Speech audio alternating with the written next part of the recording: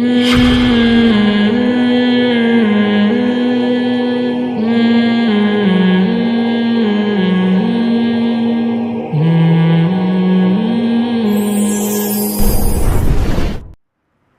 کے موسم میں بھی خزاں محسوس ہو رہی ہے. تو دل کو سیٹنگ پہ لانا انتہائی ضروری. دل کی ایک بیماری میں صرف آج ہائی لائٹ کروں گا جو ہم میں سے تقریباً سب میں ہے, ہم میں سے تقریباً سب میں, وہ ہے لالچ. وہ کیا ہے بھائی؟ وہ لالچ ہے. آپ کہہ سکتے ہیں نہیں ہم تو لالچی نہیں ہیں, ہم نے تو فلاں مسجد میں اتنے پنکھے اپنی جیب سے لگوائے ہیں, ہم نے تو اتنے غریبوں کو کھانا کھلایا, ہم نے تو یہ کیا, ہم نے تو یوں کیا, ہم نے تو ایسا کیا. دیکھو دل کے اندر استغنا کا نہ ہونا, اٹ از کالڈ لالچ. لالچ کی یہ ڈیفینیشن نہیں ہے کہ آپ پیسے نہیں خرچ کر رہے, آپ غریبوں کا خیال نہیں کر رہے. نہ نہ نہ, بہت سے کنجوس لوگ بھی غریبوں کا خیال کر لیتے ہیں. اسلام جس لالچ سے آپ کو بچانا چاہتا ہے وہ لالچ یہ ہے کہ آپ کی نظر اللہ کے سوا کسی پر نہ ہو اور آپ لوگوں کے سامنے ہاتھ نہ پھیلاؤ, بھکاری نہ بنو. نہ عزت کی بھوک نہ پیسے کی لالچ. دو طرح کی لالچ ہوتی ہے, عزت کے بھوکے بھی ہیں مارکیٹ میں بہت, شہرت کے بھوکے, یہ سب کنجوسوں کی اقسام ہیں. شہرت کے بھوکے, عزت کے بھوکے اور پیسوں کے بھوکے, یہ آج مارکیٹ میں ہول سیل کے حساب سے ہیں. اور یہ ایسے بھوکے ندیدے بھکاری ہیں کہ یہ 3 پیس سوٹ اور ٹائی میں بھی بھکاری نہیں لگتے, جبکہ اللہ کی نظر میں یہ ان بھکاریوں سے بڑے مجرم ہیں جو لوگوں کے سامنے ہاتھ پھیلاتے ہیں. وہ نظر تو آ رہے ہیں نا.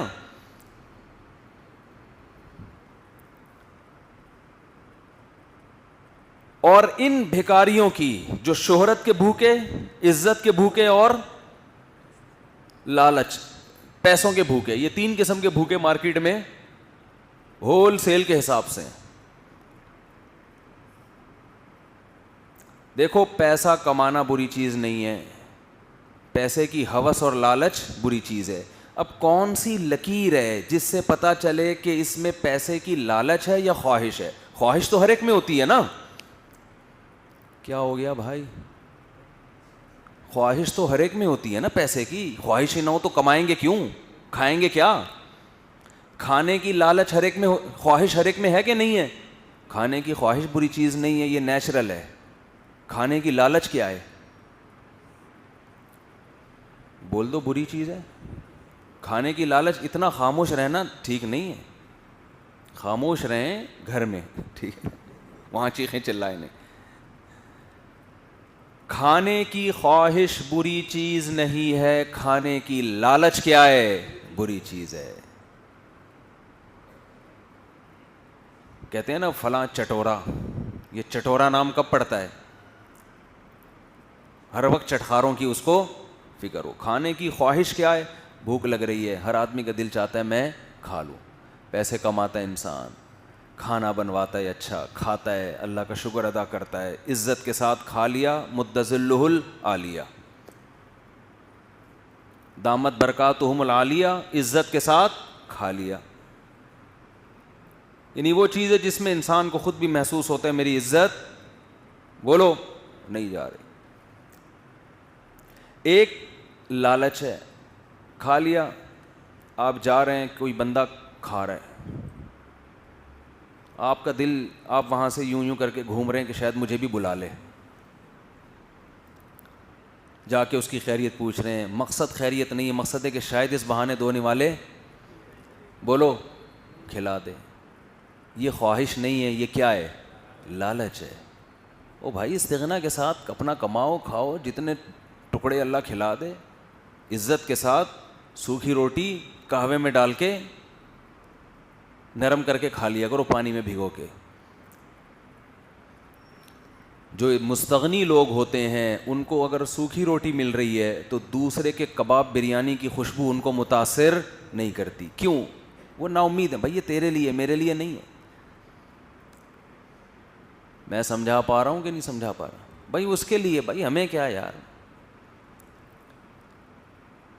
لیکن آپ نے سوکھی روٹی کھا کے گھر سے نکلے، فوراً نکلے تو کباب بریانی کی خوشبو آ رہی ہے پڑوسیوں کے گھر میں، کاش یہ ہمارے گھر میں بھی دھونے والے بھیج دیں. جا کے طبیعت پوچھ رہے ہیں، ہوٹل میں کوئی کھا رہا ہے اس کے ساتھ جا کے بیٹھ گئے خیریت پوچھنے کے لیے. مقصد ہے کہ پوچھے گا تو ایک دفعہ انکار کرنا ہے، دوسری دفعہ میں ہاں کرنا ہے. پہلی دفعہ میں تھوڑا سا نہیں، ارے نہیں آپ کھائیے. ہمارے ایک دوست تھے، چائنا گئے، وہاں کھانا بہت مہنگا ہے اور وہ حلال بہت مشکل سے ملتا ہے. چائنا والے تو وہ کھاتے ہیں جس کو انگریز بھی حرام کہتا ہے.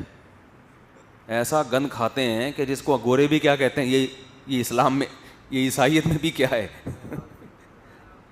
وہ تو اتنا گند کھاتے ہیں. اب وہاں ہوٹلوں میں کھانا بہت مہنگا، تو کہتے ہیں کہ میں نے کھانا منگوایا تو ایک صاحب چپک گئے پھلترو کی طرح میرے ساتھ. پاکستانی تھے وہ بھی، اللہ ان کو ہدایت دے، شرم نہیں آتی. تو وہ آگے بیٹھ جاتے. اب آدمی کہتا ہے کھا لے بھائی، تو یہاں بیٹھا ہوا ہے منہ دیکھ رہا ہے میرا. اب جہاں مہنگا کھانا ہے وہاں یہ ایک دفعہ دو دفعہ مستقل، تو آدمی جب جاتا ہے، تاجر لوگ تو کیلکولیشن کر کے جاتے ہیں نا کہ میرا ناشتے پہ کتنا خرچ ہوگا، وہ تو پھر پروفٹ یہ سب سوچ کے جاتے ہیں نا. تو اس میں اگر کوئی ان کے ساتھ شریک ہو جائے، اور خاص طور پر جو ہوس کا مریض شریک ہو جائے، تو آدمی کو غصہ آتا ہے کہ بھئی تو کیوں بیٹھا ہوا ہے.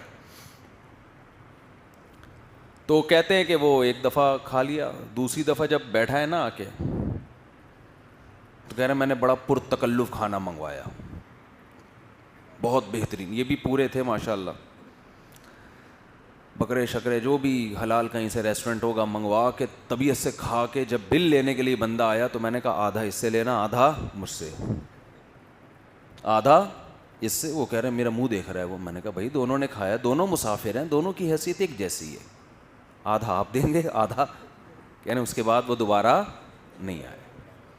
یہ کرنا چاہیے لالچی لوگوں کے ساتھ.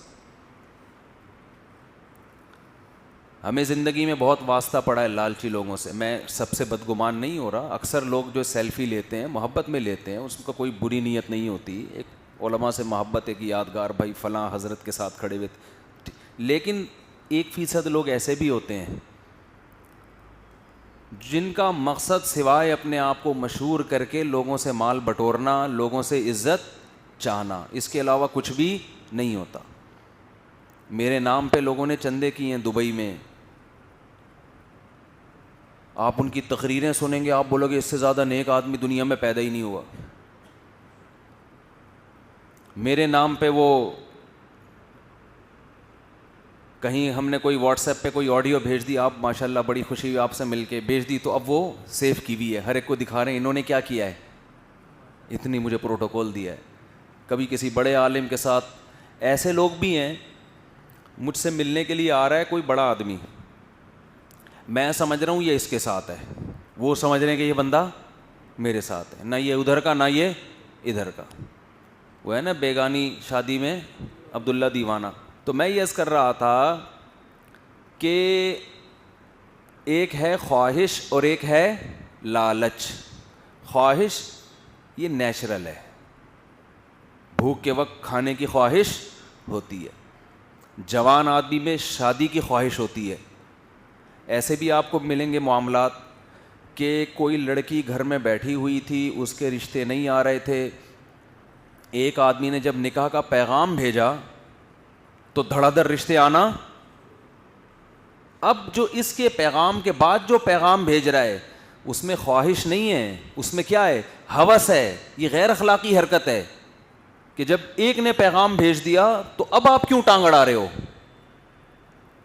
نبی صلی اللہ علیہ وسلم نے فرمایا لا یخطب احدکم علی خطبۃ اخیہ، جب ایک نے پیغام بھیج دیا ہے تو اس کے پیغام پر پیغام نہ بھیجو. کیسا حسین رشتہ ہو، کتنی خوبصورت ہو، کتنی خاندانی، بھائی نہیں، یہ غیر اخلاقی حرکت ہے. مگر یہ چیز پیدا کیسے ہوگی؟ اللہ پہ اعتماد اور توکل کہ اللہ سے ہوتا ہے، غیر اللہ سے نہیں ہوتا. میں اللہ نے مجھے منع کیا ہے غیر اخلاقی کاموں سے تو میرے لیے اللہ انتظام کر دے گا. جب اللہ سے آگے نکلنے کی کوشش کرتا ہے نا انسان، اس میں برکت نہیں ہوتی.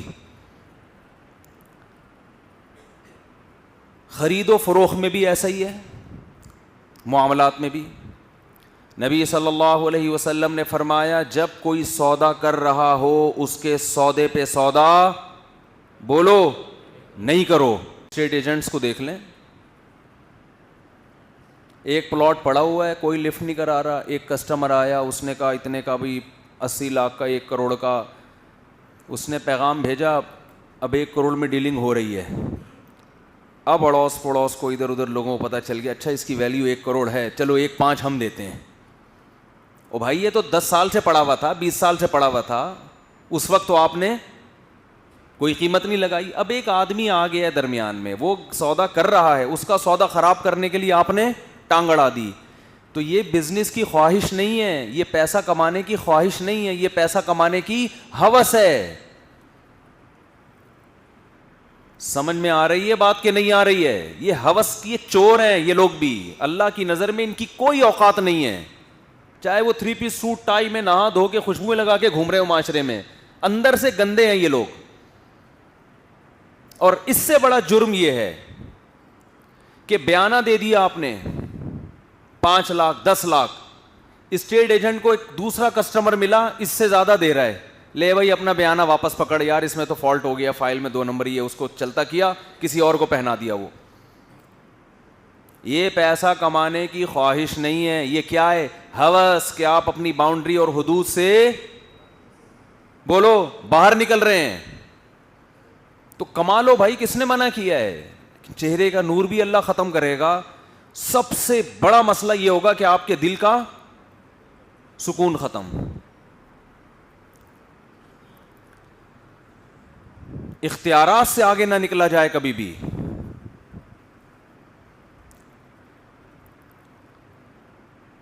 حکومتی اداروں میں آپ نے دیکھا ہوگا، گورنمنٹ کے اداروں میں یہ فکر ہوتی ہے گورنمنٹ آفیسر کو کہ اس سیٹ پہ میرا بچہ آئے. حالانکہ جب آپ کو حکومتی سطح پہ کوئی سیٹ دی گئی ہے تو آپ اس کے مالک نہیں. اس میں یہ کوشش کہ میرا فلانا آئے، میرا ڈمکانا آئے، میرا ماموں آئے، میرا چاچا آئے، یہ خواہش نہیں ہے بچوں کے فیوچر کی. وہ کہتا ہے بھائی میں نے اپنے بچے کا فیوچر کی فکر کرنی ہے. یہ بچوں کے فیوچر کی کو بنانے کی خواہش نہیں ہے، یہ بچوں کے فیوچر کی ہوس ہے کہ ایک چیز آپ کے پاس امانت ہے، اس امانت میں ماموں چاچے بولو نا نہیں چلتے.